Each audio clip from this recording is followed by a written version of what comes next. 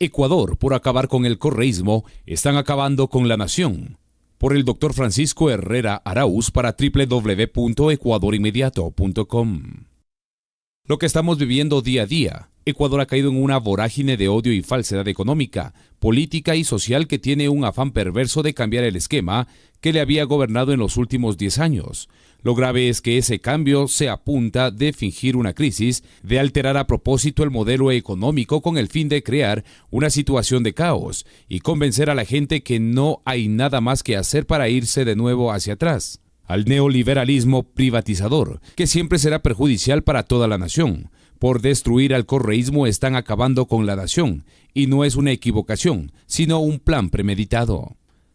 La apreciación dura y directa de que todo lo que estamos viviendo fue forjado desde un principio del gobierno del presidente Moreno Garcés fue lanzada desde las propias filas de Alianza País. El vicepresidente Jorge Glass fue el primero en cuestionar duramente al mandatario con quien había llegado y en carta pública en agosto del año 2017 le expresó su crítica por la conducción de la nación a un proceso privatizador, a un cambio de modelo, a un viraje indebido del proceso económico-político de la revolución ciudadana hacia el beneficio de un poderoso sector conocido por su oposición virulenta al proyecto que encabezaban los dos con el apoyo de las mayorías que los eligieron en las urnas. La ruptura del presidente Moreno con Jorge Glass fue el inicio de un proceso premeditado que se habría preparado en forma minuciosa, que consistía en destruir a una parte de esa revolución ciudadana para entregar a las fuerzas de la extrema derecha política el manejo del Estado, sin quitar del poder al presidente ecuatoriano. De ahí, consolidados en el poder, dar el paso determinante para imponer un modelo económico de corte neoliberal regresivo, el cual se halla en plena aplicación desde entonces. Los hechos que se sucedieron desde entonces apuntan siempre a destruir al sector que se quedó leal al expresidente Rafael Correa Delgado, conocido como el correísmo, y que fue arrinconado en su propio partido Alianza País Lista 35, dividido en lo legislativo. Ahí lo tienen a ese poder anulado e inservible. Todo elemento valioso, al ser calificado con ese apodo como insulto, fue separado de la administración pública, violentando en su imagen y honra por el acoso mediático que estalló para generalizar la acusación de corrupción y finalmente perseguido de forma sañuda en grado extremo por el mero hecho de haber sido partícipe del proceso de revolución ciudadana. Todo ese grupo militante ha soportado una violación infame a sus derechos, que se ha salido del control para dirigirse a todos los sectores que pudieran ser identificados como correístas, contra los cuales hoy se ejerce una represión sistemática y grotesca. Para cimentar la idea de acabar con el correísmo, el régimen del presidente Lenín Moreno optó por fomentar el discurso del odio político, con el cual se obligó a todos aquellos que se quedaron a su lado a pronunciarse así, sea lleno de traiciones y calumnias, de un momento a otro, en una forma increíble frente a la opinión pública. Los que fueron del gobierno de Correa lo atacaban sin piedad. Los que presuntamente habían abusado del poder ahora eran los primeros en cuestionar el pasado sin aceptar que fueron de los mismos y que su actitud no era sino un fiel reflejo de miseria humana. El propio presidente Moreno, en sus palabras, lanza las acusaciones más perversas en contra de quien fue su mentor y de un gobierno del que fue parte directa, con una fuerte dosis de cinismo y contradicción, logrando hacer de ese odio político un mal siniestro que infesta al Ecuador de hoy. Ecuador vive un caos provocado. La sensación de crisis empezó con lo económico, al declarar de manera sorpresiva el mandatario Moreno que no hay tal mesa servida, con lo cual denunció que le habían dejado las arcas vacías, sin presupuesto, con un severo endeudamiento y que la administración del Estado la había recibido en bancarrota.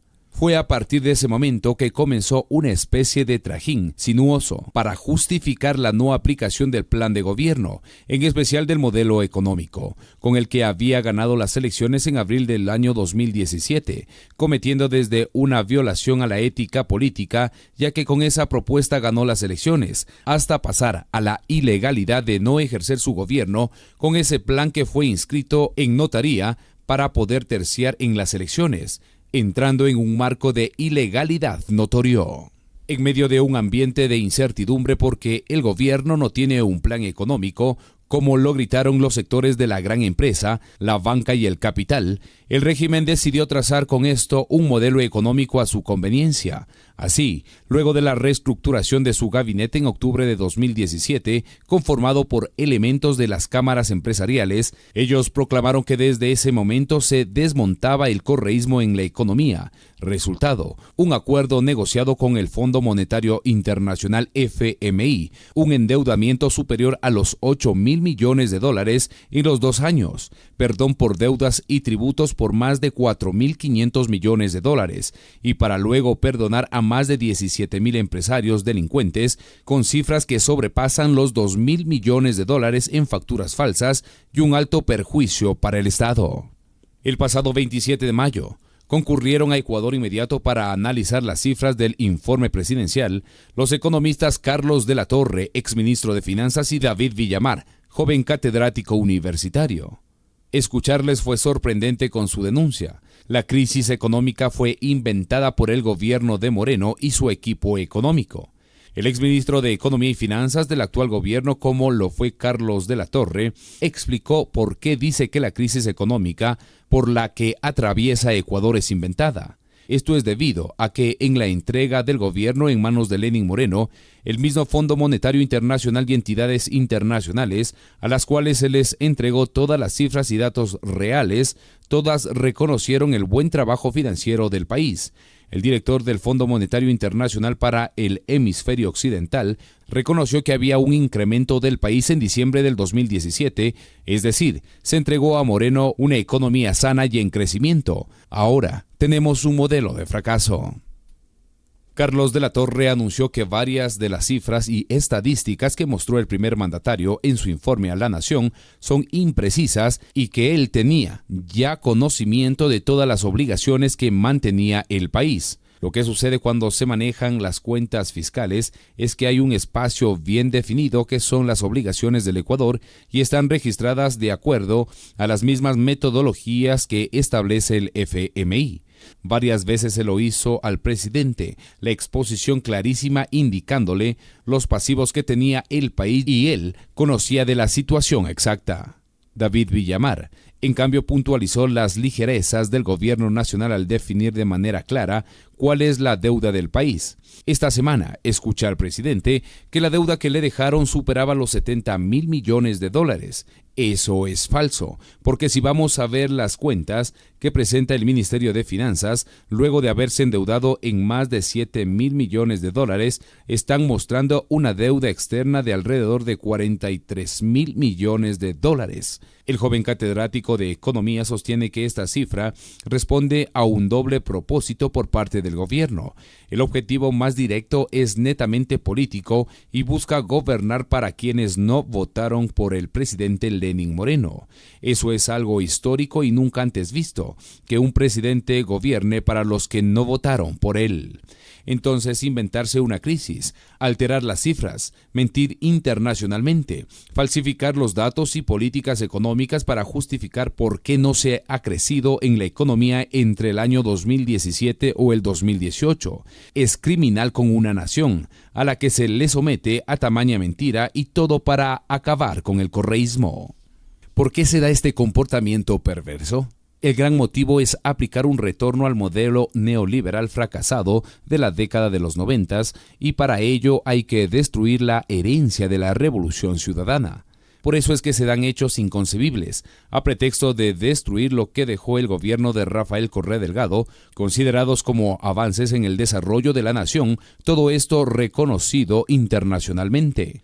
Se parte de la reducción de presupuestos en el área social, con lo cual se deteriora principalmente el servicio de salud, se rebaja sueldos de internos rotativos, despidos masivos de personal sanitario, se corrompe en forma premeditada el abastecimiento de medicinas, se dañan los equipos, se rebaja la calidad de mantenimiento, vuelven las colas y quejas, los hospitales ya son un caos. destrucción del modelo educativo, aduciendo excesos en las distancias o falta de duchas para los asistentes a las escuelas del milenio. Se eliminan a las mismas. Se vuelve a las escuelas unidocentes todo un modelo fracasado y regresivo. Se vuelve a entregar a la UNE el manejo de la educación con la mediocridad y paralización consiguientes. Se deja deteriorar de manera premeditada la infraestructura vial, tan reconocida por el régimen anterior, y las carreteras, edificios, instalaciones estatales comienzan a sufrir su destrucción sistemática. Los valores invertidos en estos son ahora saldos en rojo por el criminal desgaste. Claro, negar es para justificarse y pronto tendremos a los ministerios desmintiendo esta realidad, ya que salir a las calles es para observar esa amarga realidad. El argumento es que fueron obras con sobreprecio, pero en el fondo es eliminar símbolos del poder político y negar que la corrupción siempre es privada. Se genera una impresionante ola de despidos masivos. Sacan de sus cargos a todo aquel sospechoso de ser correísta para justificar acciones tan nefastas que ponen en forma criminal en riesgo a más de 160,000 empleados y sus familias, según lo previsto en este plan. Con este tipo de acción destructiva, se destruye la economía interna de toda la nación, se elevan los precios de los combustibles, crece el desempleo, se deteriora el servicio público, se elimina la seguridad jurídica, se activa el incumplimiento de pagos, supresión de contratos, reducción de aportes a la seguridad social y, finalmente, se rebaja la calidad de atención al público para que el mismo reniegue del Estado y genere la corriente que reclama y exija que se entregue al sector privado, con lo que las privatizaciones se justifican.